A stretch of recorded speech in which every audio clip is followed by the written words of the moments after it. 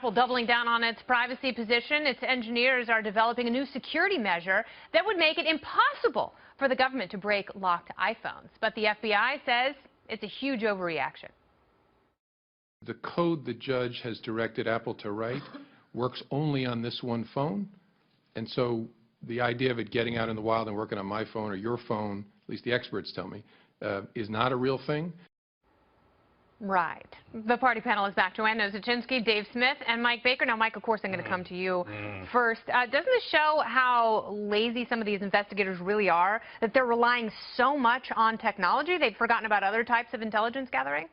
They haven't forgotten about other types of intelligence gathering. Oh. This is an important part of it. The world changes. So, yes, communications intercepts are a key part of investigations, but they're still doing all that work. This has evolved into a very, as it always does when you're talking about issues related to privacy and security, or you're talking about interrogations, whatever it may be. It becomes a lot of histrionics. And Tim Cook, I applaud his willingness to double down on this and describe this as a cancer, but he's being very disingenuous, and he's using this for purposes that are unclear at this point. Perhaps it's a business model or a plan on his part. Here's the reality of it. The FBI went to, even before this court order became public, the FBI went to Apple and said, here, you take my phone. Here's my phone, as an example. And a tissue. And a tissue. Wipe it off because Lord only knows what's on there.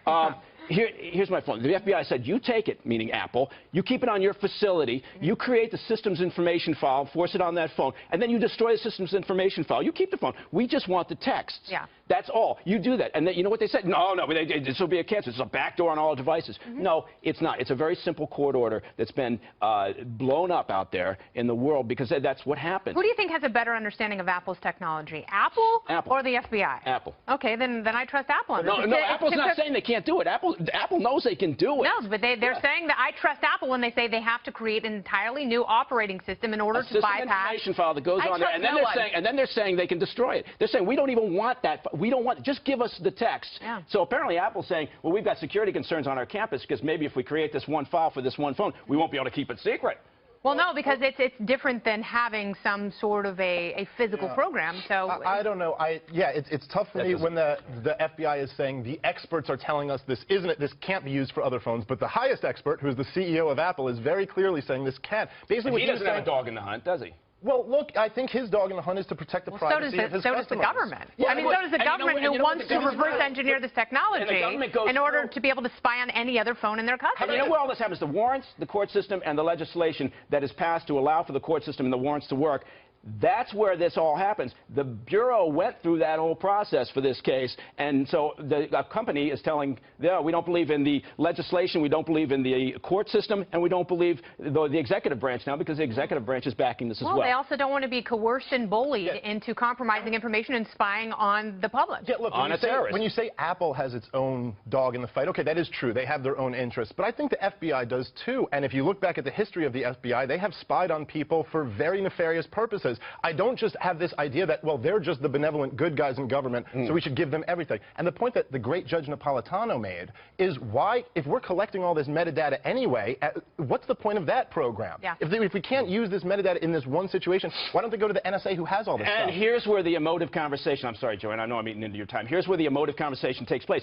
If you study the metadata program, and for a long time, the government was saying it's number and volume of texts. It's not information. But nobody believes that.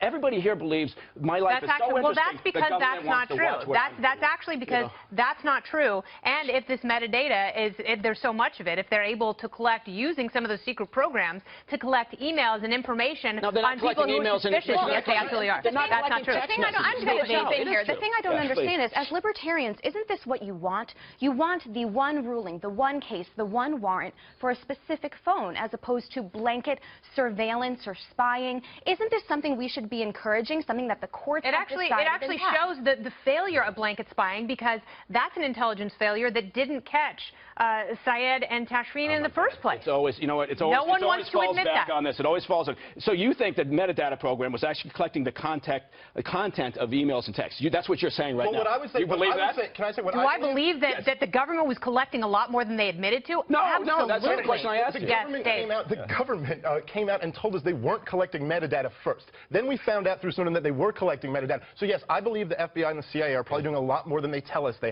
are, because for the whole history of those two organizations, they have been. Well, you know, I don't disagree with Dave in the sense that, yes, of course there are sources and methods and secrets. Oddly enough, in this world, you do need to keep some secrets. I know that shocks some people who believe that we should just know everything. I do also agree with Joanne. I would have assumed that if you pass a legislation and you have a court system in place and you then approve that and you go through and you get the warrant, that that's what people would have wanted. But apparently that doesn't satisfy anybody. Technology is always going to exceed legislation. And Apple, Google, and everyone else are going to find different ways to encrypt. And your former boss, General Hayden, said we should have more robust encryption. It makes us all safer. General Hayden reminds me of the great, and he is a great guy, Judge Napolitano. He reminds me of Soros. Once you've gotten into a position of influence and then you don't have to worry about things, you can be as magnanimous and self-righteous as you want to be. Exactly. That's why you have Diligence LLC. Brought to you by Nabisco. All right. Don't worry. We're all friends and we're going to get along. The party panel returns a little later because PETA